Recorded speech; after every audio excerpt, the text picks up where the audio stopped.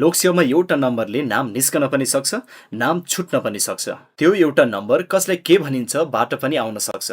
स्वामी महाराज र राजर्षि महाराज कसलाई भनिन्छ? आजको भिडियो अन्तिमसम्म हेर्नुहोस्। नमस्कार, सरकारी जागिरको तयारी गरिरहनुभएका सम्पूर्ण विद्यार्थी तथा सामान्य ज्ञान प्रेमीहरूलाई स्वागत छ। आज हामी लोकसेवामा बारम्बार सोधिने राजा तथा राणाका उपनाम सजिलो तरिकाले सम्झिन सिक्नेछौँ। अब धेरै ढिला नगरिकन सुरु गरौँ आजको महत्त्वपूर्ण प्रश्न उत्तर। कुन राजालाई चूडामणि भनिन्छ? भूपतिन्द्र मल्ल।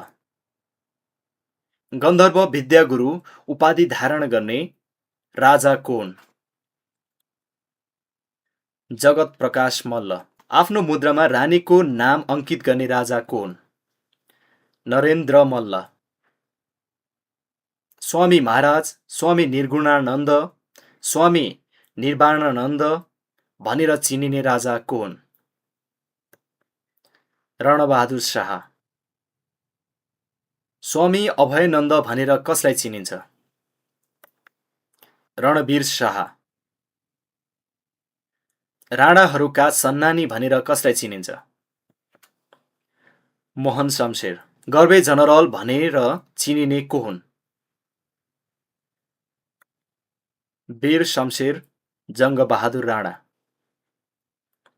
बुलेट महाराज भनेर कसलाई चिनिन्छ? युवराज त्रैलोक्य। स्वामी महाराज भनेर कसलाई चिनिन्छ? रणबहादुर शाह। फिस्टे महाराज भनेर कसलाई चिनिन्छ? रणबहादुर शाह। राजर्षि महाराज भनेर कसलाई चिनिन्छ? जुद्ध शमशेर।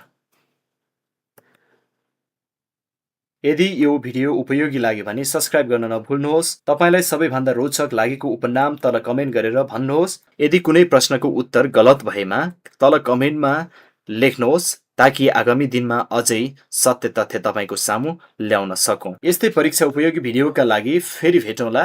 धन्यवाद।